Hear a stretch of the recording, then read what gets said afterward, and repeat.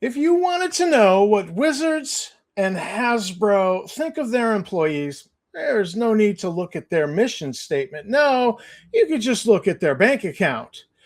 And it might also be true that they tipped their hand in a G.I. Joe cartoon back in the 90s. Let's find out today on Tabletop Taproom.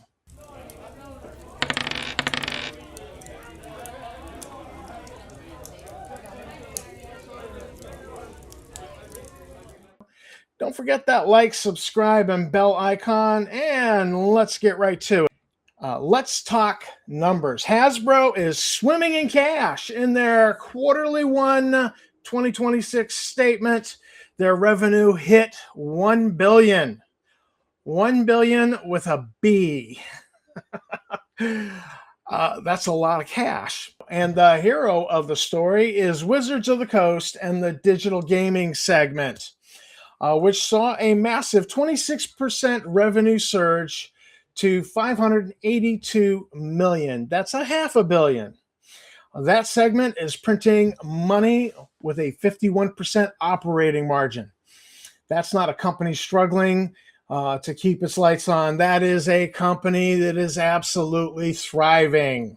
But while Hasbro celebrates record-breaking profits, people who actually make those games are living in fear. The developers of Magic: The Gathering Arena have officially formed a union under the Communication Workers of America as the United Wizards of the Coast.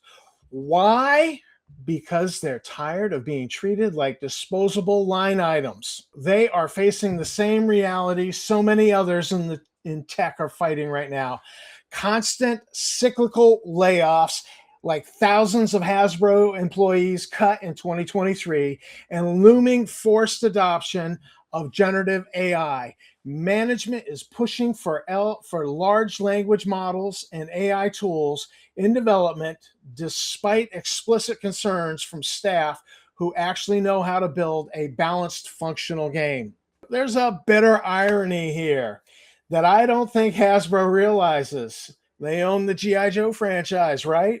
Back in the 80s and 90s, that cartoon, there was a two-part episode called The Synthoid Conspiracy, where the plot was Cobra Commander using advanced android synthoids to replace the world leaders and military figures to cut all of G.I. Joe's resources and seize control. These are my Synthoids, perfect imitations of human beings. And completely artificial. And they will follow orders without question. How convenient. Synthoids, worship me. Hail Wizards, hail Hasbro, hail Hasbro. They'll slash the head counts whenever there's profits. Hasbro is there. Hasbro is there. Hasbro is there. Theme song inspired by G.I. Joe. The irony on that's a little thick, but let's just think about it.